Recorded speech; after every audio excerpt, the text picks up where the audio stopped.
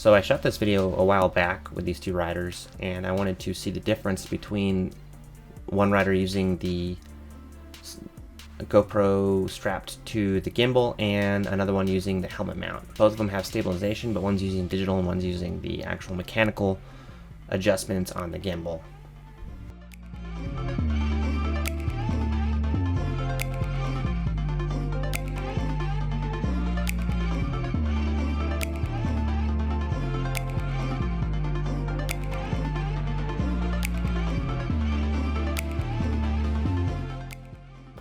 The gimbal really shines at the long sweepers. Play it again in slow motion so you can see how cool the shot looks.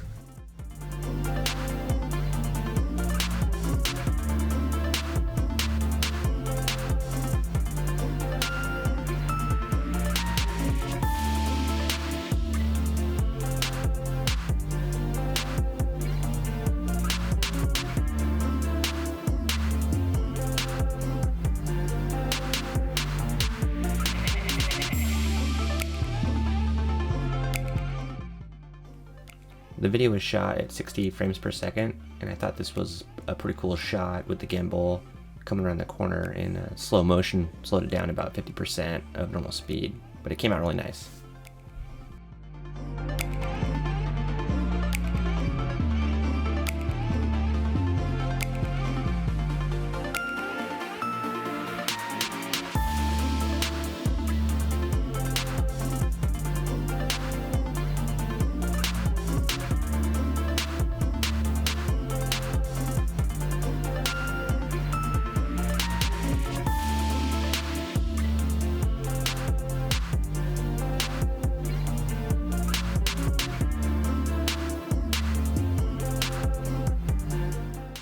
So we have the next rider showing up. He's going to be following Rory on the Kawasaki with a helmet mounted GoPro, and the stabilization here is digital only.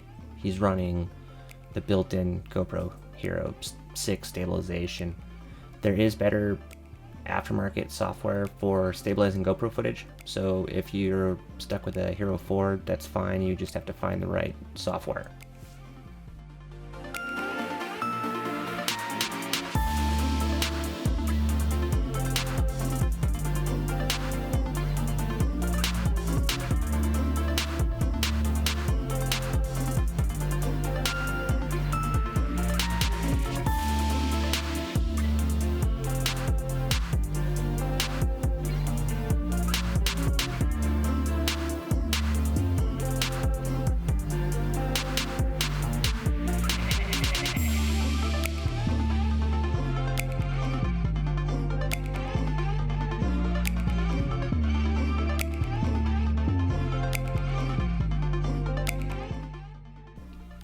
I used both the same camera settings for both shots. I ran the camera at 2K 60 frames per second in super view. I think the most important two things I did was the 60 frames a second and super view. I ran 2K because on the Hero 6 at the time that was the highest resolution I can get at 60 frames a second.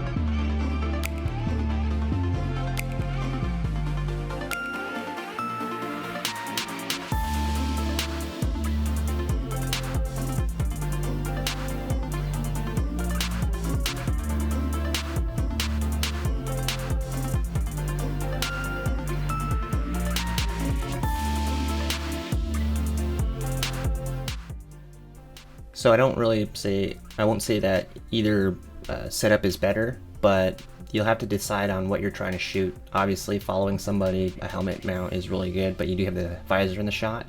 But the chest mount is cool because when not interrupted, you could see some great shots of the bike and how it reacts. So you just have to pick which setting you like based on what kind of shooting or shot you want to get.